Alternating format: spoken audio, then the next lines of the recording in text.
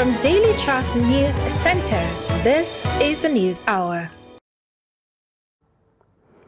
On News Hour tonight, President Buhari moves to stop defection of 22 APC senators as party risks losing majority status. Over 280 intending pilgrims in Kano protest non-allocation of Hajj seats. Nigeria Customs Service asked to improve on projected revenue of 3.1 trillion naira. And on the foreign scene, dozens of inmates die in Colombia prison riot. Hello and welcome to News Hour on Trust TV tonight. I am Eugenia Abu. President Muhammadu Buhari says the All Progressives Congress will reconcile all parties aggrieved as a result of the party's nationwide primaries well ahead of the 2023 elections. He spoke on Tuesday at State House Abuja when he met with a delegation of APC senators. Kainde Amodu reports. The APC is in dire straits given the number of persons appealing the results of its recently concluded primaries. A quick peek at the number of appeals arising from the exercise reveals that there are over 47 cases in the South-South, 10 in the Southeast, 4 in the Southwest, and that is not the end of the list. President Buhari is very much aware of the state of things. The leadership of the party is currently addressing the outcomes as part of the way forward. I am encouraging all the party functionaries to adhere to the truth and to be fair to all parties in any dispute. This is important because our strength and victory in the election lies in the unity of the party and our ability to prevent or heal any injustice perceived or real. And he is giving assurances that justice will prevail. Aggrieved members shall be assuaged, and the interests of the party and the nation shall be protected. The sooner the ruling party resolves this looming internal crisis, the better, or there could be dire consequences. In fact, whispers indicate that about 22 senators are aggrieved by the primaries in the Senate, and they are all threatening to explore a plan B if they don't get justice. It could mean that going into the 2023 elections, the ruling party may lose its majority in the Red Chamber. From State House Abuja, Kainde Amudu, Trust TV News. In the meantime, issues around the Electoral Act came to the front burner at the opening of plenary this Tuesday. Senate President Ahmad Lawan had said the National Assembly would work towards amending the Electoral Act to serve as a safeguard against weaknesses identified in the law. Here's that report. The Senate President Ahmed Lawan, in a short remark on Tuesday during plenary, assured of the amendment to the Electoral Act following a matter of national importance brought to the floor by Senator Yahya Abdullahi. Rising under Order 42 of the Senate Standing Orders, Senator Abdullahi lauded the Ninth Assembly for resisting the pressure from the executive to amend Section 84, subsection 12 of the Electoral Act 2022.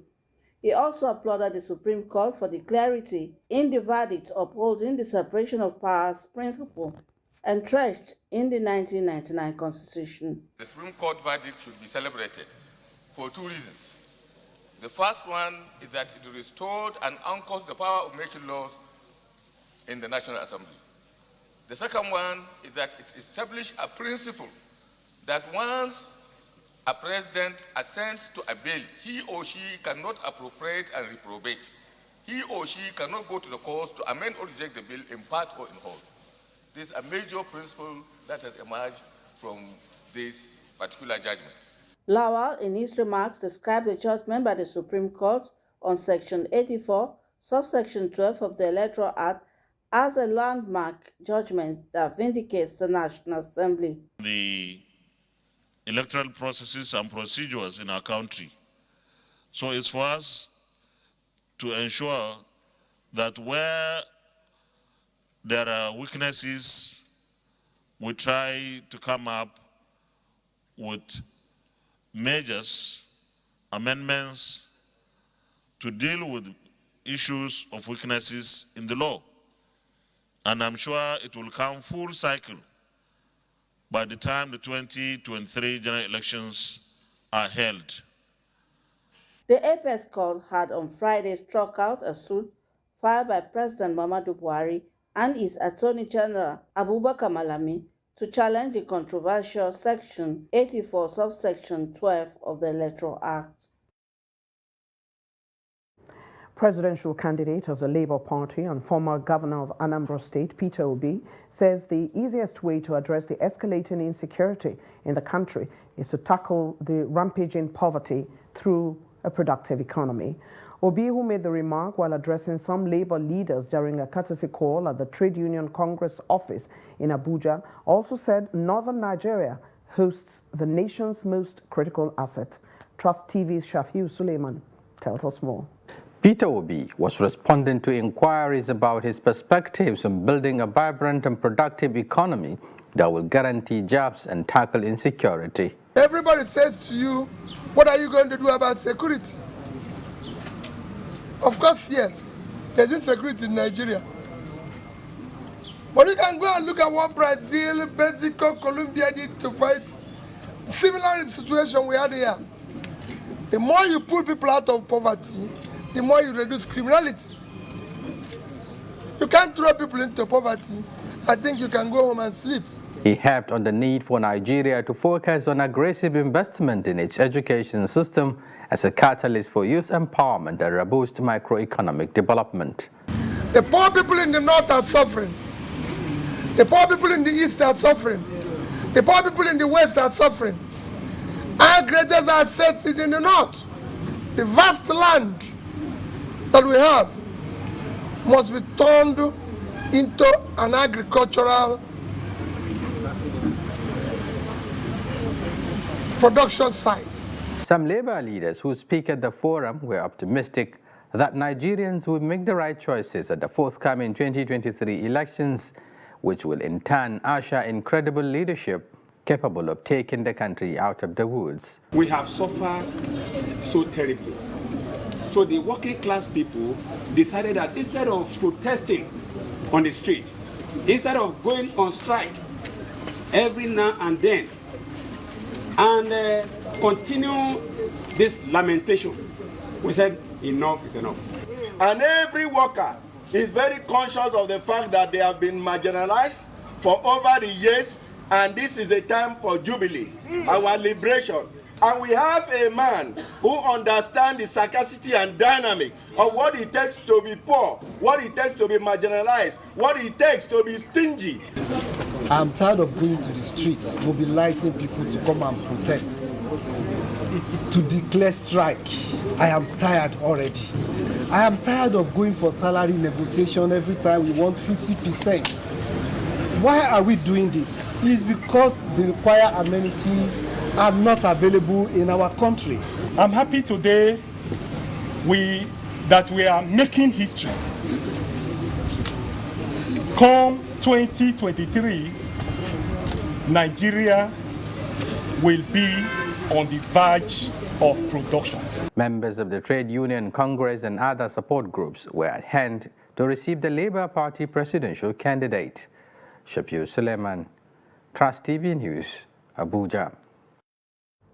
The Federal High Court has again dismissed the application for bail filed by Nnamdi Kanu, leader of the indigenous people of Biafra, IPOB. Justice Binta Nyako, while ruling on the application Tuesday, termed it an abuse of court process and an attempt to relitigate on issues already decided by the court. Madia Ummah has more. Kanu, who is currently facing a 7-count charge, had in the application filed through his lawyers led by Mike Ozokome, senior advocate of Nigeria, equally challenged the revocation of the bail the court earlier granted him. Counsel to the defendant, Mike Ozokome, therefore told the court that a notice of appeal challenging the competence of the remaining 7 counts in the charge against his client be struck out and the suit discharged. So what we have done is that apart from appealing, we have also timelessly compiled the record of proceedings and sent to the Court of Appeal. And the appeal has been duly entered at the Court of Appeal. Going by Order 5, Rule 10 of the Court of Appeal rules, this court, Federal High Court, ceases to have jurisdiction over the matter. Because there can't be two Obas or two Ezes or two Emirs in one palace. A Federal High Court cannot frontally confront the jurisdiction of the Court of Appeal. David Caswell is the prosecution lawyer. Just to tell you briefly what transpired in court this afternoon. You saw that the matter today was actually adjourned for the court to deliver its ruling on the application that was earlier filed by the defendant. What is the content of that application? That the court should vacate its earlier order that the court made so that the defendant can be tried in absentia. And we oppose that application, that particular application is dead upon arrival. Why is it dead upon arrival? The person that jumped bail, and then the security forces were able to bring him back to face his trial, then there will be no need for that application because the application has been overtaken by events. He's physically there, and then let's continue with the trial. Justice Inyako later adjourned till 14th November 2022, pending the outcome of the proceedings at the Court of Appeal. Martia Umar, Trust TV News, Abuja. The House of Representatives has called on the Nigeria High Commission in the United Kingdom and the Foreign Affairs Ministry to provide all necessary consular assistance to Ike Ekweremadu and his wife in their ongoing travails. The call was made in a motion brought before the House on Tuesday by Abdullahi Abdul Kadir, an APC lawmaker from Bauchi State. Here's that report. Abdul Kadir, in his motion on urgent public national importance, raised concerns over the arrest of Ekweremadu, who is not only a Nigerian citizen, but a servant senator, former president of Senate and former deputy speaker of the ECOWAS Parliament, by the Metropolitan Police in the United Kingdom over alleged organ harvesting. We cannot have a situation where a simple allegation that has not been thoroughly investigated will result in a high-ranking public officer who has served and is still serving the Nigerian public, the Nigerian state, and he has a diplomatic passport, Mr. Speaker. So we cannot allow this to happen. If it can happen to someone of Senator Ike Ekweremadu's status, I wonder what will happen to ordinary Nigerians. Some of the federal lawmakers, while cautioning Nigerians against making hasty conclusions that could negatively affect the case, enjoined all to allow the case to run its full course. Facts are facts, and any finding or any action to be taken should be based on facts. And nobody should be subject to any jeopardy, or even a double one, when those investigations are not complete. I believe that there ought to have been time. There ought to have been more a thorough and a fair assessment of the facts prior to, the subject, the present travails of the Ekweremadus. And if that has not been done, I think this motion speaks to it. I plead with honorable colleagues to support this motion, to lend our voice, to call on Nigerians to be cautious of how they tarnish people's image just for something. Because the authorities from London or anywhere, or Metropolitan Police, somebody reported to them. We're not saying they should not do investigation. They are doing their work. We should not even condemn our district because they are going to judge based on documents and evidence before them. In his ruling, the Speaker, Femi Gbajabiamila, said a criminal charge does not constitute a conviction or conclusive proof of guilt. He also called for caution as the lives of human beings and fellow citizens are at stake on the matter. It's important, we're not talking about anything, but that for the Parliament in UK to make sure that Senator Ekweremadu gets the proper due process, the rule of law is applied, and that he's treated fairly. The motion was adopted unanimously by the House when put to vote by the Speaker at plenary. Meanwhile, the House on Tuesday began moves to investigate the non-payment of pension arrears of retired federal civil servants by the Pension Transitional Arrangement Directorate, PTAD.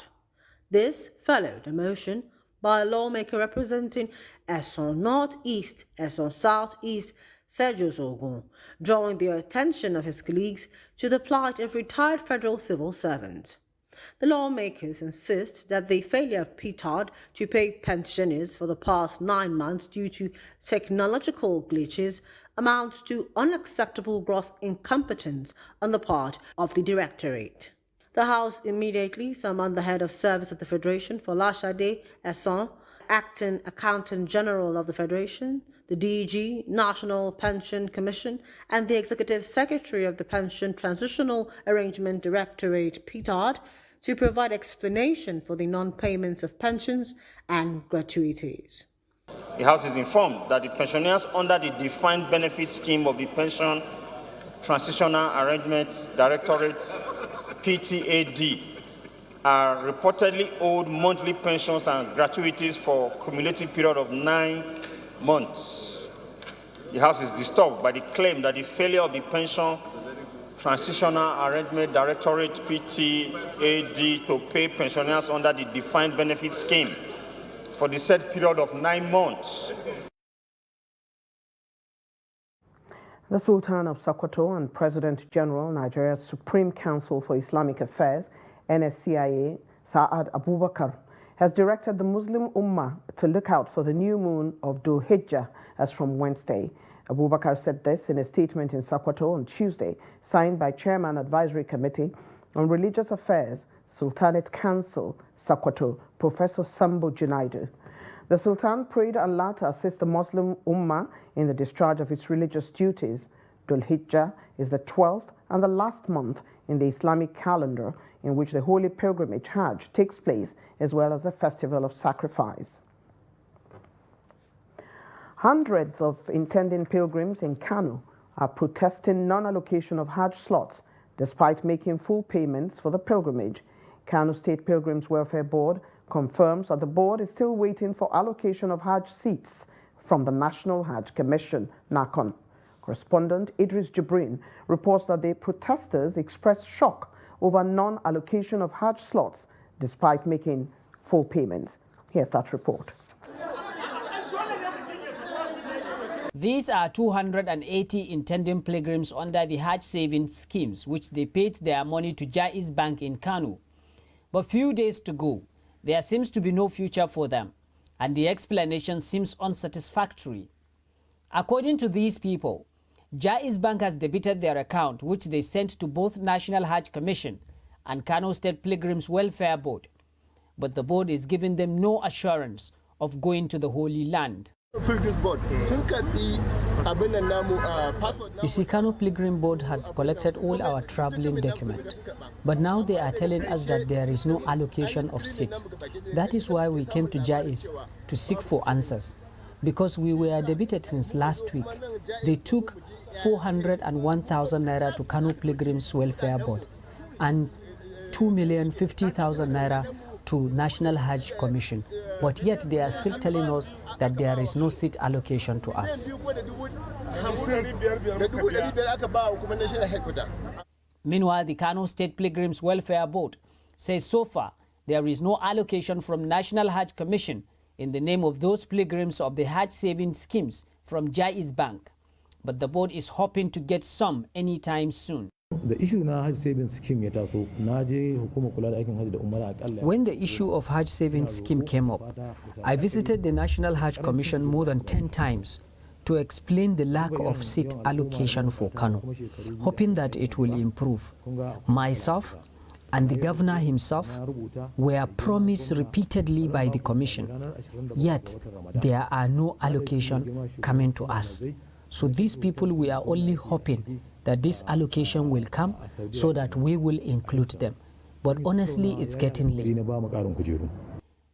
As intending pilgrims all over the country begins to arrive to the Kingdom of Saudi Arabia, these people can only hope for change, which is highly unlikely at the moment. Idris Jibrin, Trust TV News, Kano.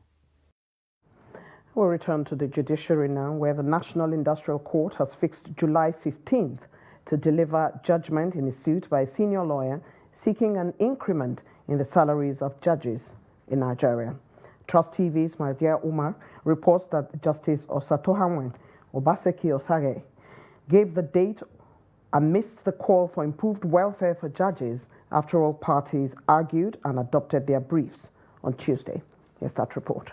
In their arguments, the National Assembly and the Attorney General of the Federation faulted the suit, insisting that the senior lawyer who instituted the case lacks legal capacity to do so. Counsel to the National Assembly, Charles Yoila, and that of the Attorney General of the Federation, Ekene Eludimo, opined that the judges should have approached the court themselves, as the claimant is not directly affected. My duty is to present my case to His Lordship, and I presented my case to His Lordship, and I ended it by saying, may we never have angry and hungry judges in our courts.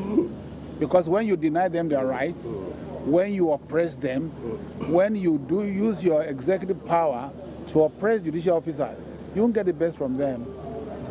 Our case is not necessarily for review of salaries and conditions of service, is to give attention to judiciary, because it's the only arm of government that is sustaining Nigeria today. And so every one of us, the press, the executive, the legislature, must all give attention to judiciary as an arm of government. From 1999 till date, if not for judiciary, there will be no democracy. If not for judiciary, oh, you press will not be able to enjoy your freedom. And you enjoy your freedom, everybody's happy, and lawyers are practicing their profession. Judges are doing their work. But please, our case is give attention to judiciary. Sebastian Hahn, who instituted the case, speaks. I felt let down that for 14 years, the salaries and emoluments of judicial officers was not altered or reviewed upwards to make them more efficient and effectual in the discharge of their duties. So I felt pained and I came to court. National Judicial Council, NJC, through its counsel, Kunle Adegoke, Senior Advocate of Nigeria, despite being the fourth defendant, aligned with the claimant in the call for increased pay for Nigerian judges in all the courts. It is the principle of law that where a defendant knows that the case that the plaintiff or claimant has brought to court is one that deserves justice, it is imperative on such a conscientious defendant to concede to judgment. The Revenue Mobilization, Allocation and Fiscal Commission, which is the second defendant, did not have any legal representation throughout the hearing. The judiciary, they say, is the last hope of the common man, and that the first and second defendant, which is the Attorney General of the Federation and the National Assembly, has reduced the judicial officers in this country to a common man. At least that is the submission in the court today, as the lead counsel of the judicial officers at Digboyega Awopolo made his submissions in court. But the defendants who were present in court, four defendants in this case, said that, the case should be struck out because it lacks jurisdiction. They based this on 7 points. One of it was local standi and also the issue of pre-action order to the court, amongst other reasons. But after a lot of slugging out of words, the court, in its discretion, has set aside 15th of July for judgment. So on the 15th of July, we'll get to find out what's the stand for this case. Martia Umar, Trust TV News, Abuja. Point of sales POS agents and food vendors at the newly built Yahaya Sabo bus terminal in Lafia, Zamfara State, on Tuesday protested the alleged 2,000 naira rent fee imposed on them by the management of the park.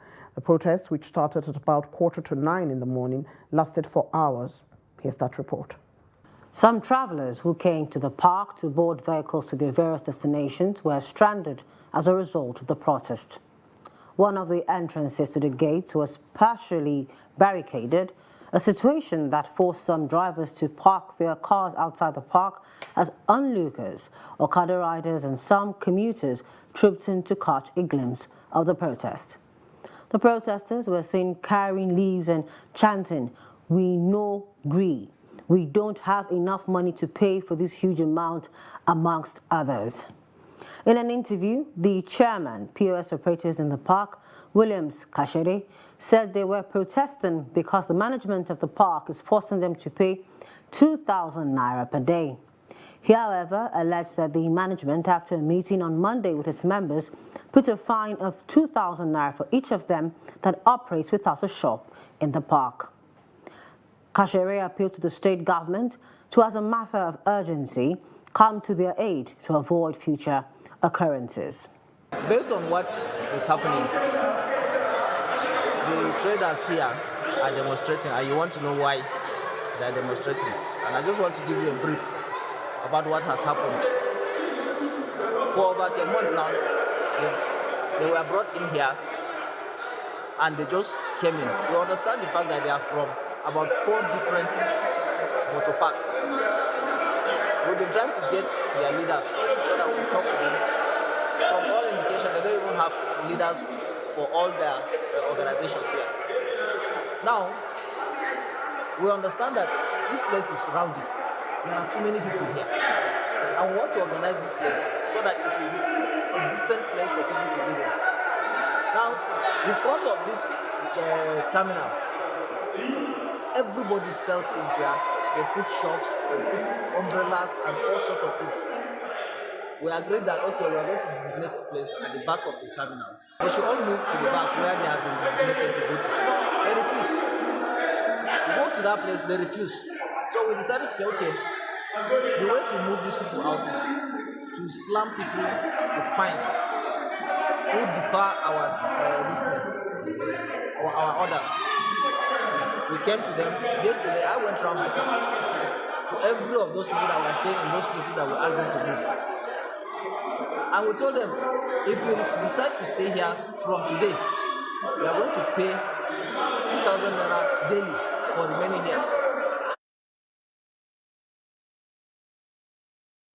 The Chief of Army Staff, Lieutenant General Farouk Yahaya, has again charged officers of the Nigerian Army to remain apolitical and patriotic while discharging their duties to ensure that the confidence reposed on the Nigerian Army by the Nigerian state is sustained as the country prepares for the 2023 general elections.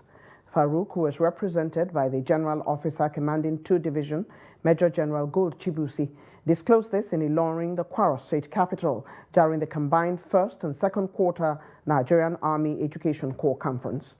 On the Nigerian Army Education development, Farouk maintained that the current leadership of the Education Corps has demonstrated capacity in moving the affairs of the Corps forward.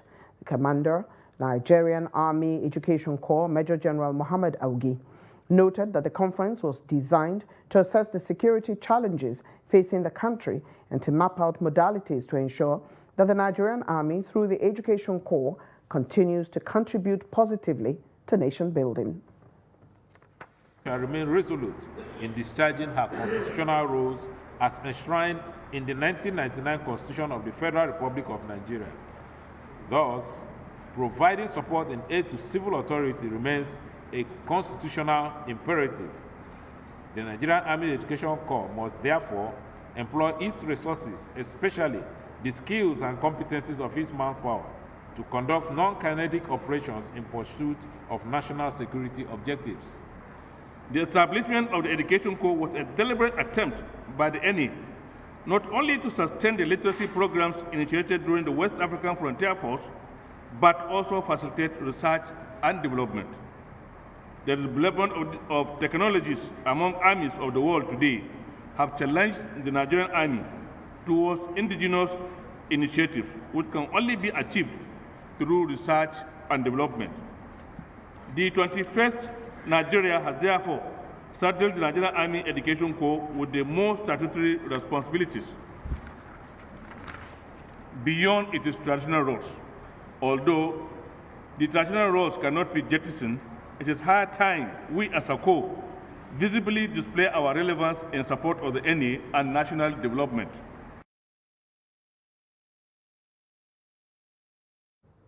Nigerian Army Education Corps Conference.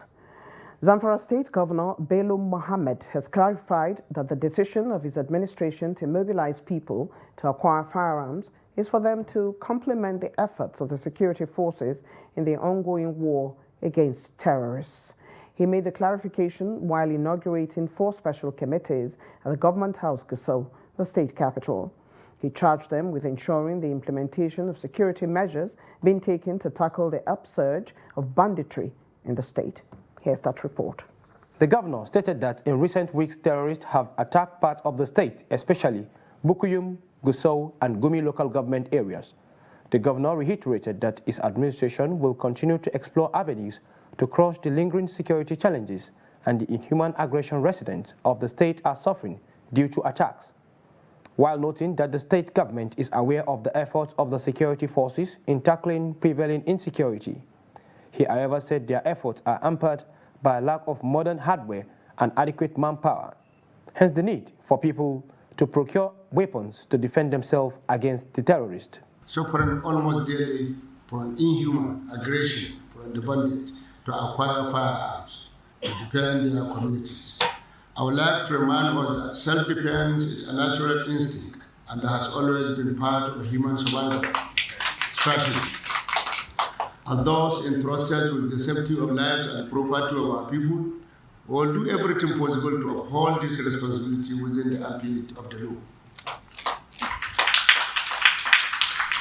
We are also aware that the security forces are doing their best to combat this formidable challenge. Their efforts are, however, hampered by a lack of adequate modern warfare equipment and a dearth of personnel and manpower capacity.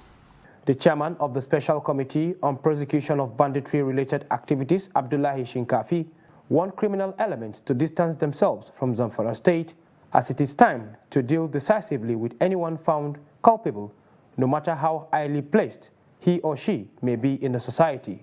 Logistics supplies to the banditry camps, and this is the time that the Zamfara State Governor, His Excellency Dr. Bello Matoalam Maradun, has come out with the serious action for the fight against banditry.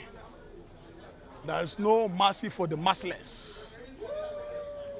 There is no retreat, no surrender in those who are aiding and abetting banditry in Zamfara State, whether directly or indirectly, no matter your status in the society, the law will take its course. There is no hiding place for kidnappers, killers, cattle stealing, and banditry and sponsor of criminal element in the state. And this is the time there's going to be a total flush out of crime and criminality in Zamfara State. The 4 special committees include Committee on Intelligence Gathering and Bandits Informants, Committee on Prosecution of Banditry-related Offences Management of Community Protection, Guards and Special Standing Security Committee. Governor Bello assured that the state government had provided 20 Hilux vehicles and 500 motorbikes to special committees to make their jobs and movement easy. You're watching News Hour on Trust TV. Coming up after the break, teenage prostitution issues come up in some parts of the country. Stay with us. As the 2023 elections draw near, remember, evil prospers when good men and women only wish for peace, but never take a step to make peaceful elections happen. Are you a father? Are you a mother? What are you saying to your children as elections approach? Have you warned them not to let themselves be used to cause violence? Have you explained to them what the consequences of electoral violence might be? Do your part to make peaceful elections happen. Talk to your children.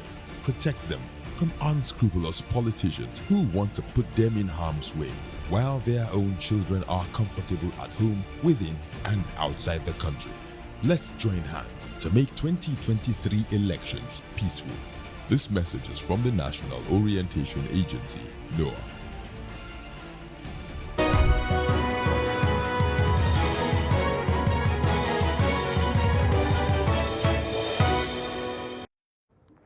Thank you for rejoining us. This is News Hour on Trust TV. A look at our top stories. President Buhari moves to stop defection of 22 APC senators as party risks losing majority status. And over 280 intending pilgrims in Kano protest non-allocation of Hajj seats. The Zamfara State Assembly has passed a bill to provide a law for the prohibition and punishment for banditry, cattle rustling, cultism, kidnapping, terrorism, and other incidental offenses 2022. The Act, an executive bill sent to the House by Governor Bello Matawalle, was passed during the Assembly's plenary. Presenting the bill before the House, the Deputy House Leader and Chairman, House Committee on Justice and Judiciary, Nasiru Bello Lawal, APC Bungudu West, called on the lawmakers to allow it to go for third reading. The Speaker, Nasiru Magaria, said the bill was important because it will contribute to peace and stability in the state. The Speaker commended the Governor for introducing new policies and measures to curtail the menace of insecurity, but stressed that they could only be successful with the prayers and support of all citizens. After deliberations, the lawmakers unanimously agreed to pass the bill. Imo State Governor Hope Uzodimma says the security situation in his state has not reached a point where citizens should be encouraged to bear arms in order to defend themselves against bandits and other criminal elements. He said this Tuesday while fielding questions from State House reporters after a meeting with President Muhammadu Buhari at the presidential villa in Abuja. Uzodimma came to the villa to thank Buhari for approving the hosting of Army Day celebration in Owerri, the state capital. The Zamfara state government had on Sunday advised individuals to obtain guns and defend themselves because of the increase in the activities of bandits in various parts of the state and deal with the recent escalating attacks, kidnapping, and criminal levies being enforced on innocent communities. Well, basically I came to see the president to thank him for his gracious approval that Army Day celebration be held in Owerri, southeast of the country. That, of course, you know, will help strengthen the measures that are already on ground to curtail the effects and excesses of this banditry and insecurity in the region. So for me, it is a good thing, and for the people of Imo State, we are indeed very delighted for that. So basically, that is why I am here, and the president is also very comfortable with the visit. The governor of Zamfara says such a thing, and if he did, I'm not in Zamfara State to know what exactly is the situation. However, I don't think that the security situation is beyond our security services. In Imo State, the security agencies has risen to the occasion, and we are in charge of the security in Imo State. And like I told you earlier, the agencies are working in synergy, and the situation has been controlled to the barest minimum. Imo State Governor Hope Uzodimma. Bandits have in two separate attacks on Saturday and Tuesday kidnapped 3 medical staff and a pregnant woman in Zamfara State. The gunmen on Saturday morning kidnapped Dr. Mohammed Mansour of General Hospital Dansadao in Maru local government and 2 female employees of the hospital, a caregiver and a ward attendant who were traveling with him. The chairman of the Nigerian Medical Association in the state, Manir Bature, who confirmed the abduction, said they were kidnapped around Mashayadzaki community on the Magami Dansadao Road. Meanwhile, the pregnant wife of the chairman of the Nigerian Union of Local Government Employees, Noge Sanusi Isa, has also been kidnapped. Mr. Isa told journalists in Gusau that the bandits attacked his residence in the Damba area of the state capital a little after 1 in the morning on Tuesday and abducted his wife, whom he said was 9 months pregnant. Over 500 suspected drug addicts and dealers were arrested in Katsina in 2022. The Katsina State Commandant of the National Drugs Law Enforcement Agency, NDLEA, gave the figures during this year's United Nations Drugs Day. Abdullahi Yamadi tells us more.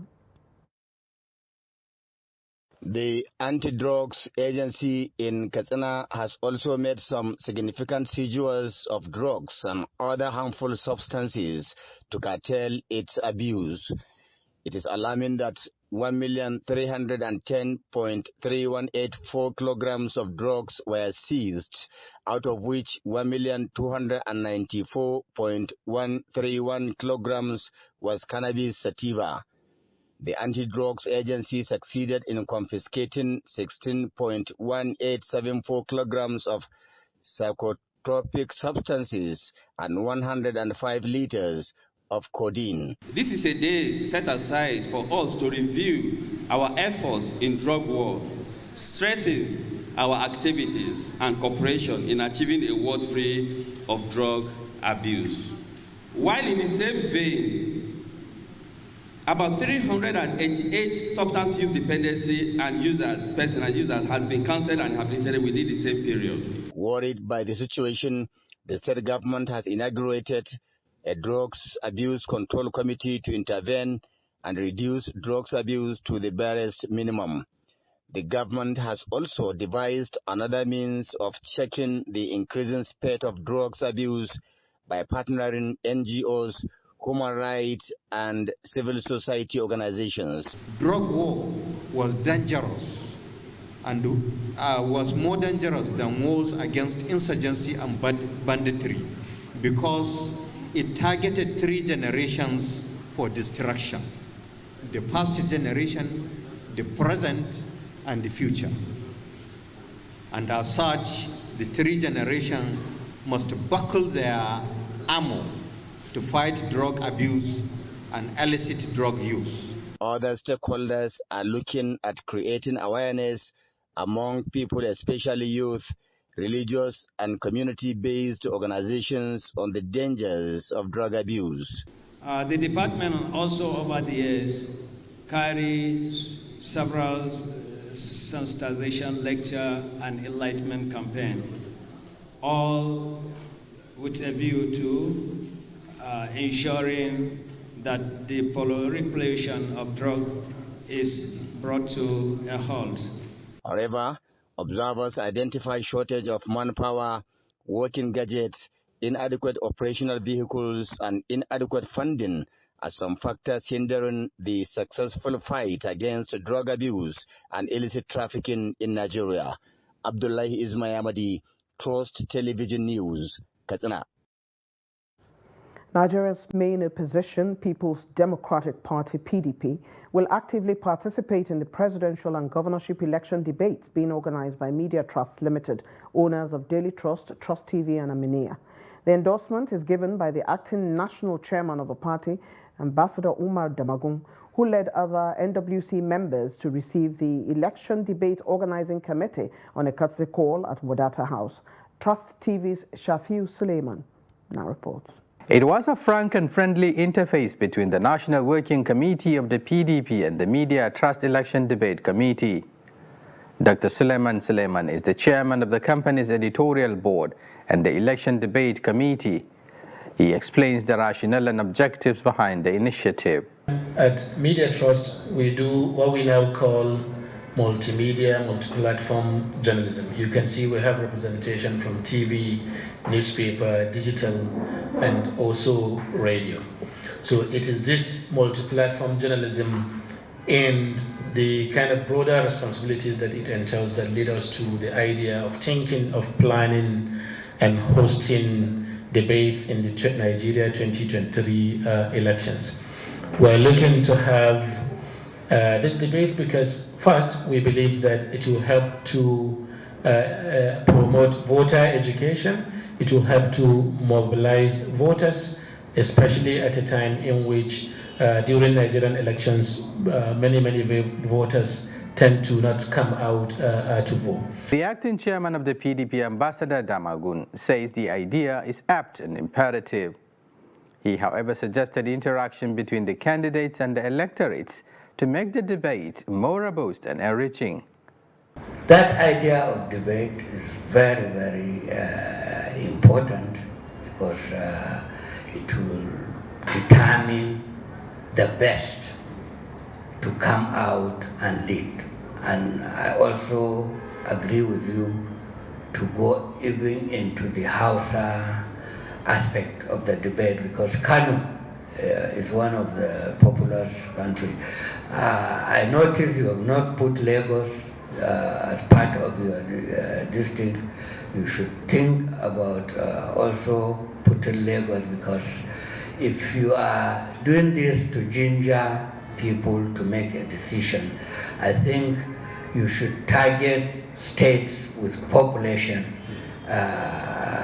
If you don't have it on your mind, I don't know, maybe due to logistics or other factors, you should also factor Lagos, even if it means to jettison one. If you are doing too far zone in the north, then you can still go Ibadan, Lagos.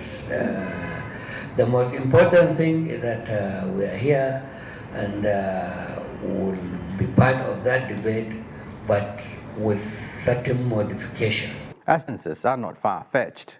I don't see him as a candidate because there is a laid down requirements to be a candidate. If somebody is telling you he has no certificate, then I don't think he's a candidate. But when he finds his certificate, then we will take the issue seriously.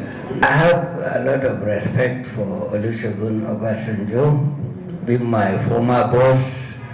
But you see, that is his opinion, and everyone is entitled to his opinion.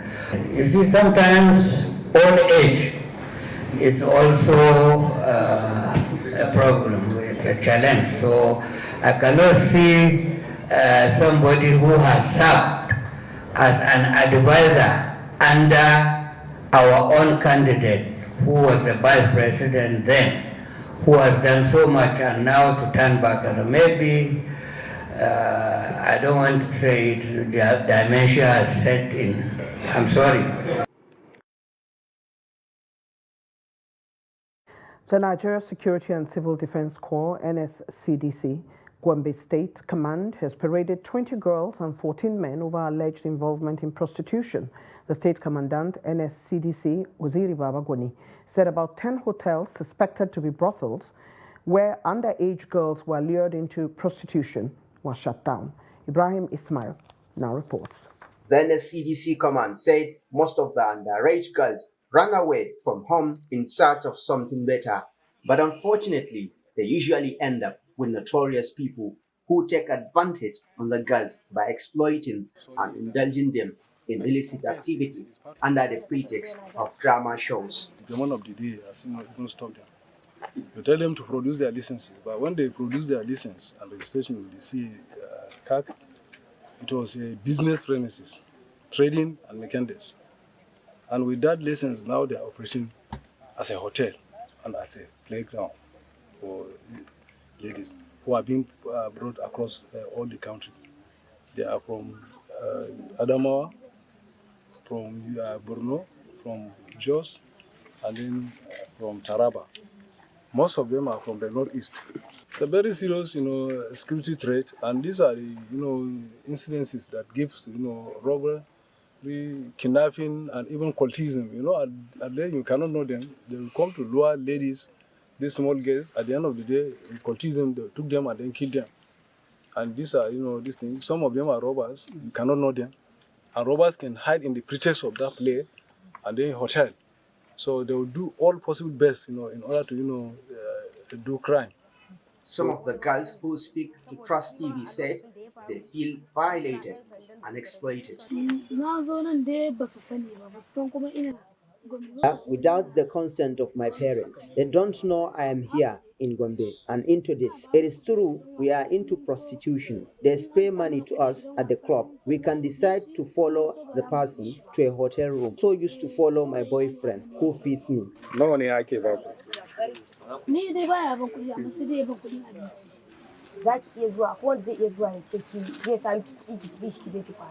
Someone may want to sleep with you if you agree, but you can run away. He can pay like 20 to 30,000 naira. NSCDC also paraded 3 suspected hoodlums engaged in rail track vandalism and a suspected kidnapper. He said the suspect will be charged to court. From Gombe, Ibrahim Ismail reporting for Trust TV. The House of Representatives has promised to support the Nigeria Customs Service to improve its operations in order to generate more revenue and meet its 2022 target of 3.1 trillion naira. Members of the House Committee on Customs, led by Leke Abejide and his deputy Adosani Kiri, gave the assurance during a 6-day oversight visit to Customs zonal and area commands in Lagos. Here's that report. Speaking during a visit to Ashai scanning area at Tinkan Island Area Command on Tuesday, Leke Abejide informed officers of the command of their readiness to address the challenges customs are facing regarding the inspection of containers as a result of absence of scanners. Abejide, who inspected one of the scanning points, expressed his dismay over the non-installation of scanners to meet up the demand and the abandonment of the old scanners, which he said can be put to use. We just inspected the new mobile scanner, not yet commissioned, not yet working, but we have not started using it. Now we have the bigger one that was installed with millions of dollars Nigerian money, and it's still here. And from what I heard from you, you have made proposal if federal government can try to put it. Meanwhile, the Nigerian Customs Service, Apapa and Tinkan Island commands have disclosed that they have seized 92 containers of pharmaceuticals, rice, vegetable oil and other contrabands with duty-paid value worth over 8.43 billion naira. The area controllers disclosed this while addressing members of the House of Representatives on Customs and Excise who visited the commands on an oversight visit in Lagos. The fixed scanner can be put in place if federal government can assist in putting the one the container has been using before now.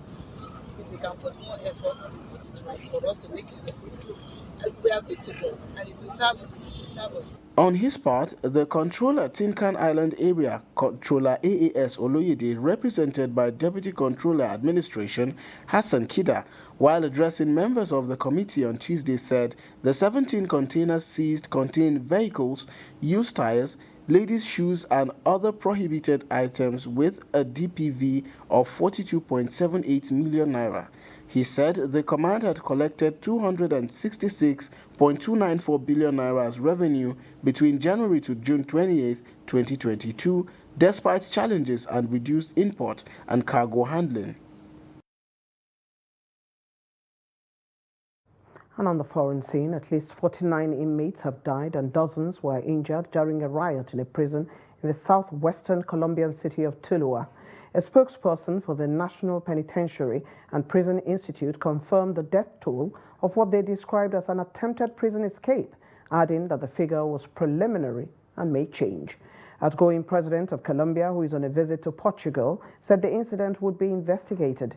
Similarly, head of the National Prisons Agency, General Tito Castellanos, described the overnight incident on Tuesday as a tragic and disastrous one.